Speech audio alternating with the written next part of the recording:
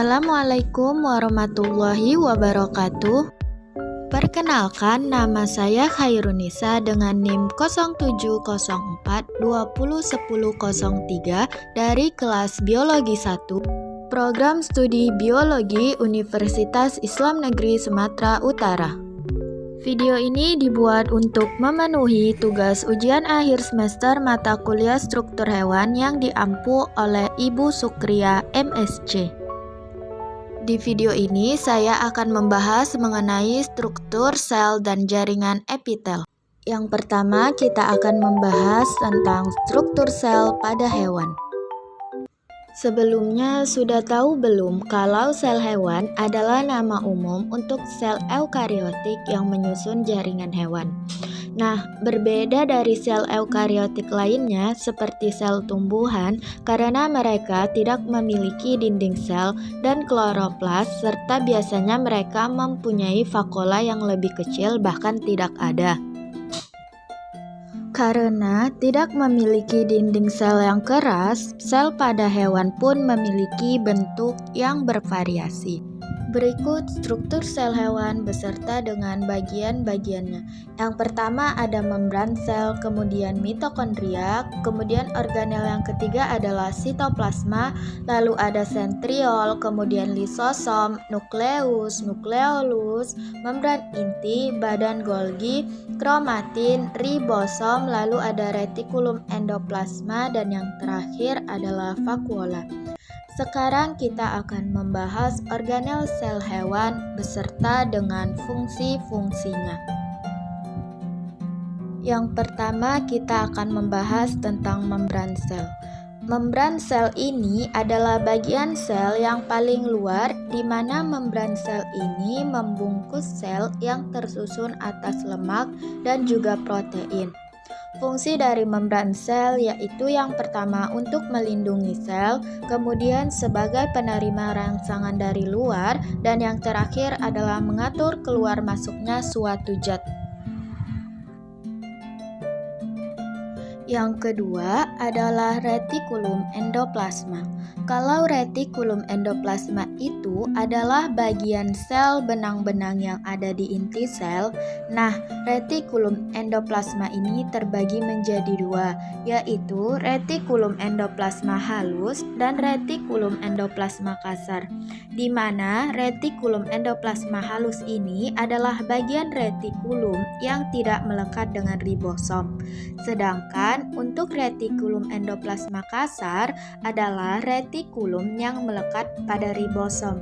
Apa sih fungsi dari retikulum endoplasma? Fungsi yang pertama adalah sebagai alat transportasi zat dalam sel sendiri. Fungsi yang kedua adalah sebagai sintesis protein di mana fungsi ini terjadi pada retikulum endoplasma kasar. Kemudian fungsi selanjutnya adalah mensintesis lipid dalam sel yang terjadi di bagian retikulum endoplasma halus. Nah, untuk fungsi membantu dalam detoksifikasi sel-sel berbahaya pada sel terjadi pada retikulum endoplasma halus. Kemudian, organel yang ketiga adalah sitoplasma. Sitoplasma yaitu cairan sel dan segala sesuatu yang larut di dalamnya, tapi terkecuali nukleus atau inti sel dan juga organel. Nah, sitoplasma ini terdiri atas protein material dan juga air, di mana sitoplasma ini memiliki koloid kompleks yang tidak cair dan tidak padat yang bisa berubah tergantung konsentrasi air.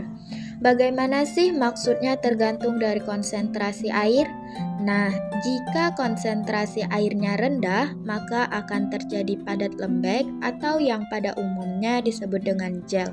Tetapi, jika konsentrasi airnya tinggi, akan menjadi encer atau biasa disebut dengan sol. Fungsi dari sitoplasma ini yang pertama adalah sebagai sumber bahan kimia sel, kemudian juga sebagai tempat berlangsungnya metabolisme sel. Organel yang keempat adalah mitokondria. Mitokondria ini adalah organel paling besar yang merupakan mesin dalam sel. Bentuk dari mitokondria ini mirip dengan cerutu yang memiliki dua lapis membran yang lekuk-lekuk dan dinamakan dengan krista. Oksigen dan glukosa ini akan berkombinasi dalam membentuk energi atau ATP yang dibutuhkan untuk metabolisme dan aktivitas seluler dalam organel. Mitokondria dalam bentuk tunggalnya disebut dengan mitokondrion. Fungsi dari mitokondria sendiri adalah sebagai penghasil energi dalam bentuk ATP, kemudian juga berfungsi sebagai respirasi seluler. Organel yang selanjutnya adalah lisosom. Lisosom ini merupakan organel yang berupa kantong terikat di membran yang berisi kandungan enzim hidrolitik yang dipakai dalam mengontrol pencernaan intraseluler dalam keadaan apapun. Fungsi dari lisosom ini adalah sebagai pemasukan makromolekul dari luar menuju ke dalam sel dengan mekanisme endositosis. Kemudian lisosom ini juga berfungsi untuk mencerna materi dengan memakai fagositosis. Kemudian fungsi selanjutnya adalah mengontrol pencernaan intraseluler dan fungsi yang terakhir ini sebagai penghancuran organel sel yang rusak atau autofagi. Organel yang keenam adalah mikrofilamen. Mikrofilamen ini adalah organel yang terbentuk dari protein aktin dan miosin, di mana mikrofilamen ini mempunyai kemiripan dengan mikrotubulus, tetapi mikrofilamen ini lebih lembut serta diameternya lebih kecil. Fungsi dari mikrofilamen sendiri adalah berperan dalam pergerakan sel, yaitu endositosis dan eksositosis.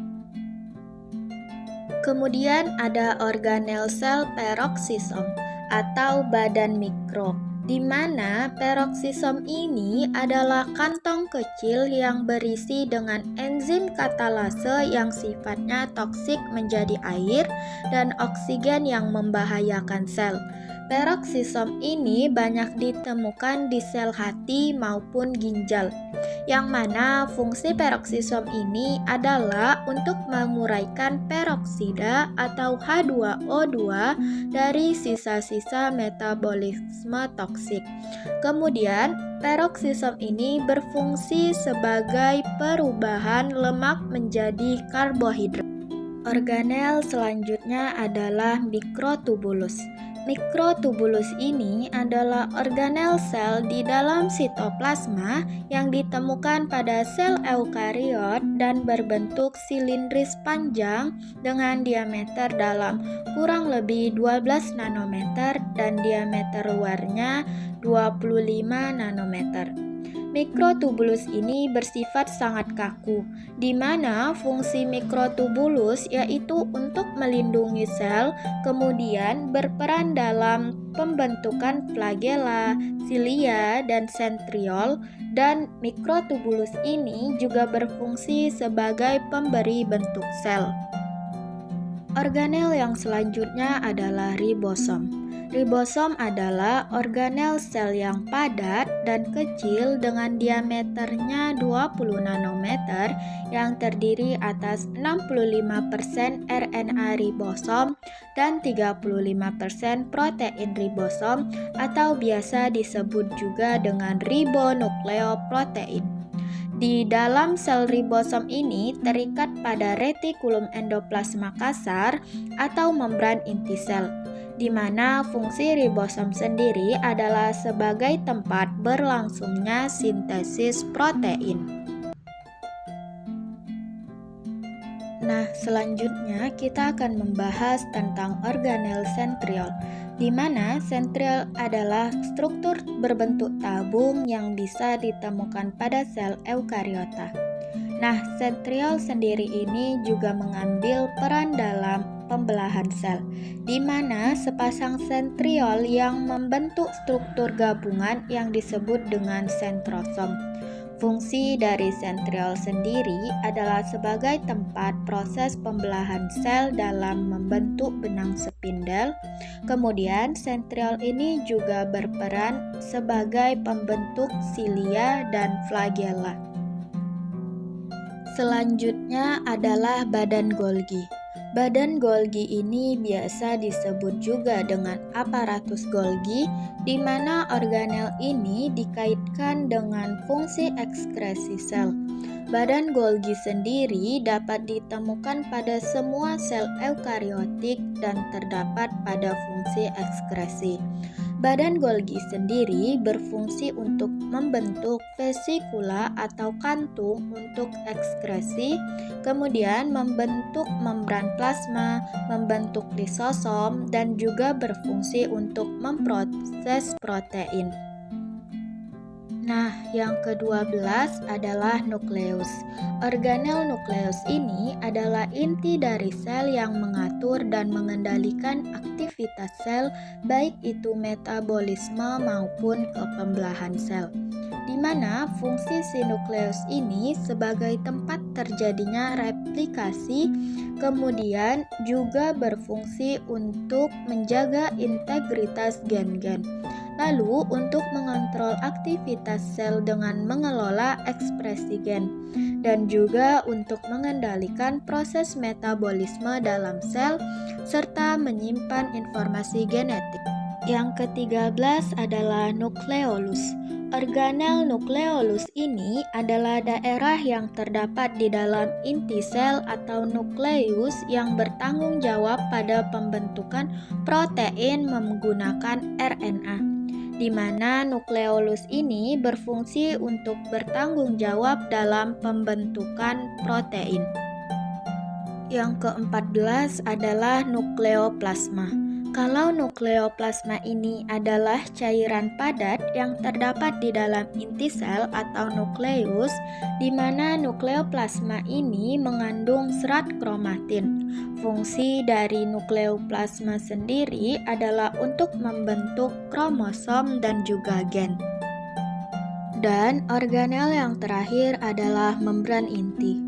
Membran inti adalah elemen struktural utama nukleus yang membungkus keseluruhan organel dan memisahkan antara sitoplasma dan daerah inti. Fungsi dari membran inti sendiri adalah sebagai pelindung inti sel atau nukleus dan juga sebagai tempat pertukaran zat antara materi inti dan sitoplasma.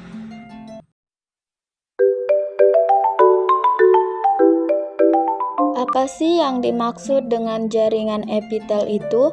Jaringan epitel merupakan salah satu dari jaringan dasar tubuh, berasal dari seluruh 3 lapis benih. Epitel terdiri atas sel-sel yang tersusun sangat padat, kontinu dengan zat antar sel sangat sedikit atau sama sekali tidak terdapat di ruang antar sel. Jaringan epitel juga merupakan jaringan penutup permukaan tubuh, baik permukaan tubuh sebelah luar maupun sebelah dalam. Permukaan tubuh luar yang memiliki jaringan epitel adalah kulit, sedangkan permukaan sebelah dalam tubuh yang tersusun atas jaringan epitel antara lain permukaan dalam usus dan pembuluh darah.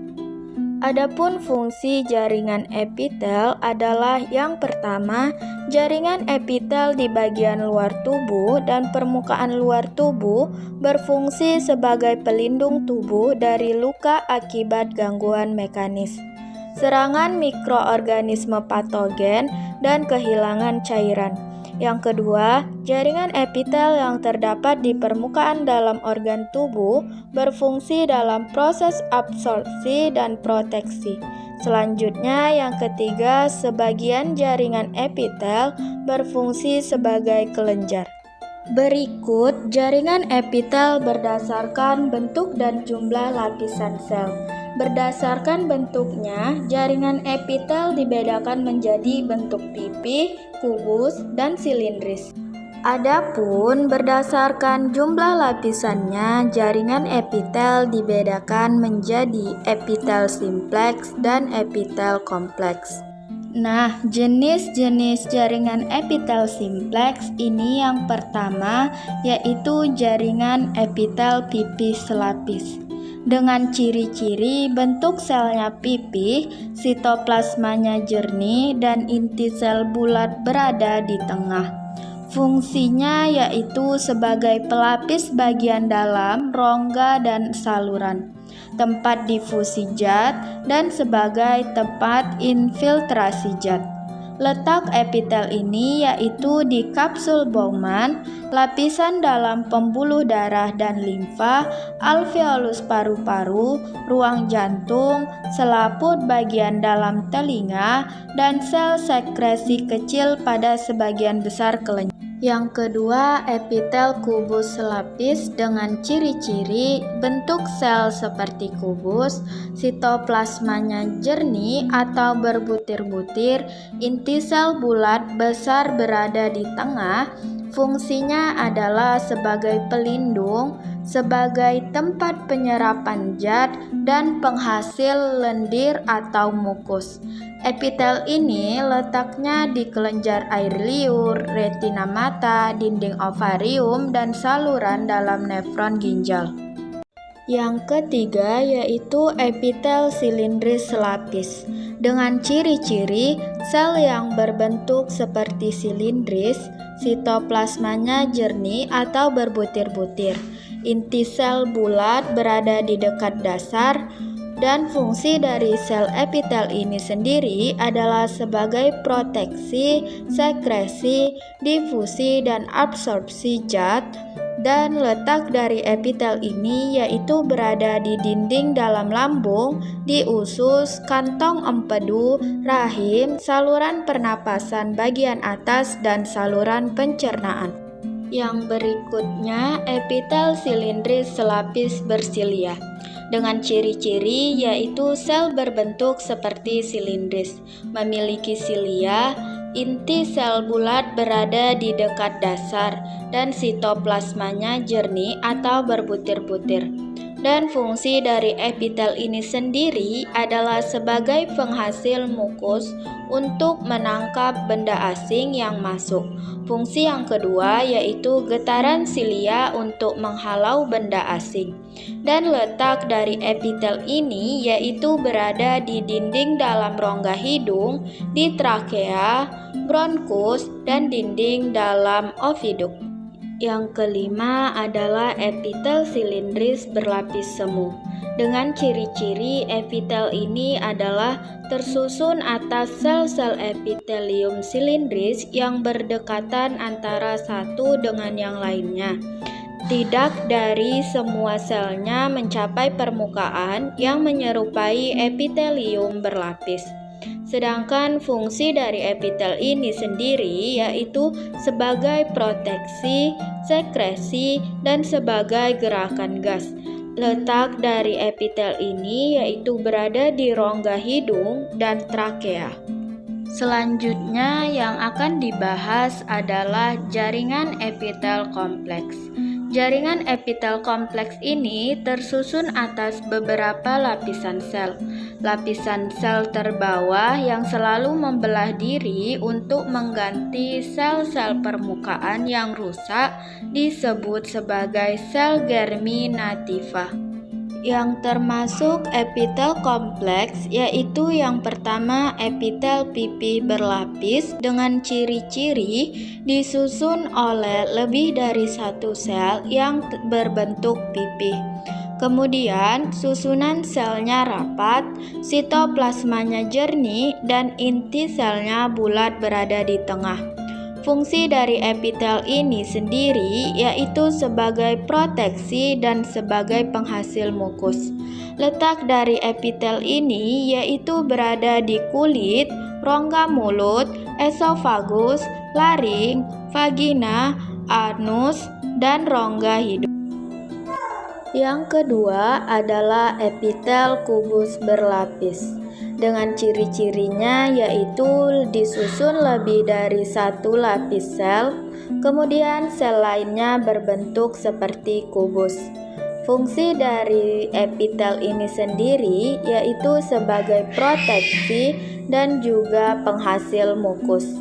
Letak dari epitel ini yaitu berada di kelenjar keringat, kelenjar minyak, dan ovarium.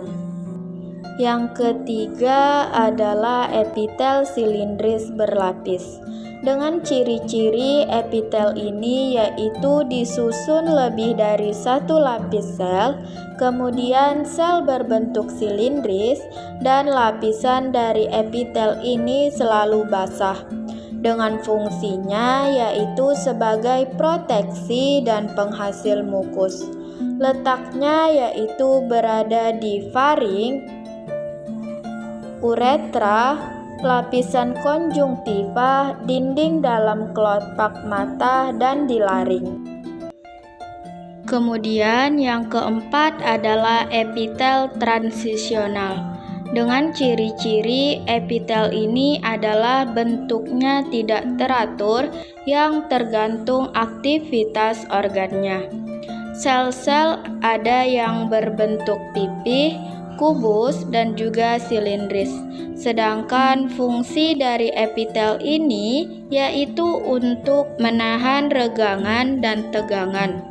Dan letak dari epitel ini sendiri yaitu berada di kandung kemih, ureter, dan pelvis ginjal.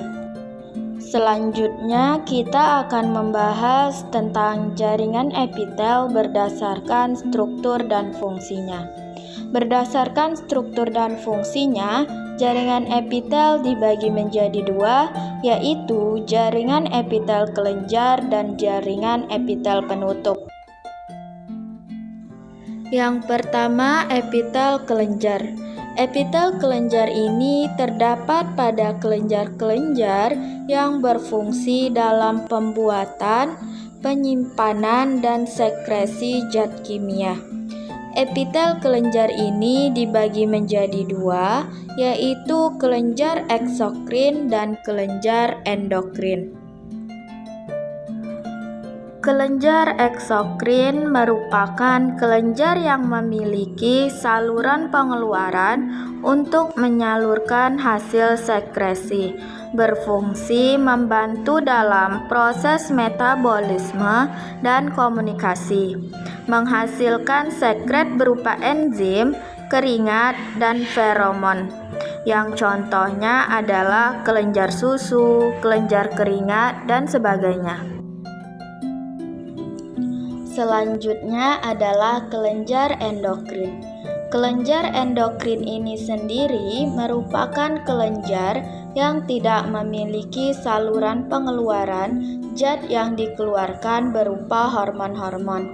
Nah, hasil dari ekskresi kelenjar ini langsung memasuki sistem peredaran darah untuk diangkut menuju bagian tubuh yang memerlukan. Contohnya kelenjar timus, kelenjar adrenal, dan sebagainya. Umumnya kelenjar ini dibentuk melalui pertumbuhan epitel ke bawah ke jaringan ikat yang mengitarinya. Kelenjar yang melepaskan sekretnya ke permukaan epitel melalui suatu saluran disebut kelenjar eksokrin.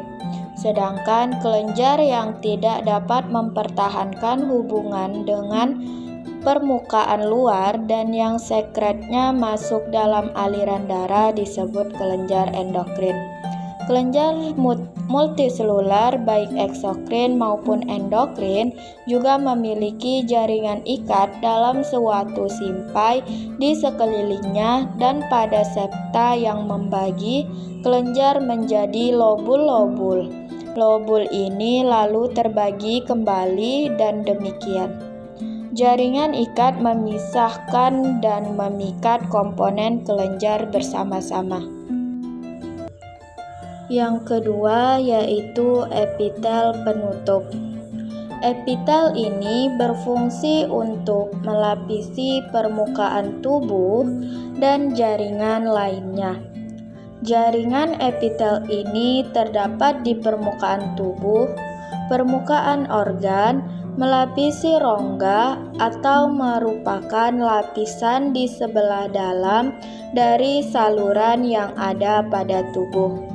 Misalnya dinding sebelah dalam saluran pencernaan dan pembuluh darah. Semoga video ini bermanfaat. Apabila ada salah kata, saya mohon maaf. لن أتخلى عن ميلاد المبرور سجى تاريخ وجودي